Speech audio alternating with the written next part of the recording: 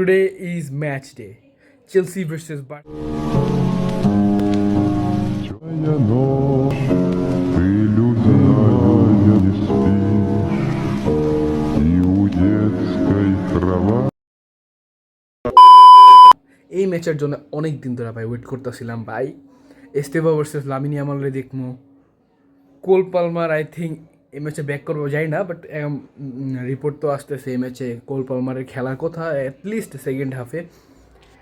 Barca সবাই আছে, Barca Raphinha এসে বসছে, তারপর তাদের গোলকিপার আছে রবার্ট লেভানডস্কি আছে। লামিন ভার্সেস এস্তেভার খেলা হইব, এই খেলাটা জোস হইব। আমি যদিও আজকে বার্সেলোনা জার্সি পরে আছি, কারণ কারণ জার্সিটা ভালো লাগছে ভাই। সো এস্তেভাও আজকে হয়তো ব্রিলিয়ান্ট পারফরমেন্স করবো, লামিনকে খেয়ে দিব, বাট অপর সাইডে লামিন ইয়ামালও এস্তেভাওরে খেয়ে দিতে পারে। কজ লামিন ইয়ামালের নিকি নিকোলস যেই গার্লফ্রেন্ড যাওয়ার পর থেকে সে যে পারফরমেন্স করতেছে সেগুলো তো ভাই আনরিয়ালিস্টিক। যদিও চেলসির সাথে বার্সেলোনা লাস্ট 6 ম্যাচে তেমন কোনো ভালো ম্যাচ নাই, জাস্ট একটা জিতছে মনে হয়, 3 পয়েন্ট পেয়েছে। কিন্তু চেলসি অ্যান্ড বার্সেলোনার কথা আমার মাথায় আসলে এই যে এটা আসে, পোগবার নো সেলিব্রেশন, অ্যান্ড 2009 সালে ইউএফএ চ্যাম্পিয়ন্স লিগে যে রেফারির মানে খারাপ রেফারির একটা শিকার হইতে হয়েছে চেলসিরে, সেটা সবাই চেনে। আর এটা নিয়ে ট্রোল অনেক হয়েছে এটা।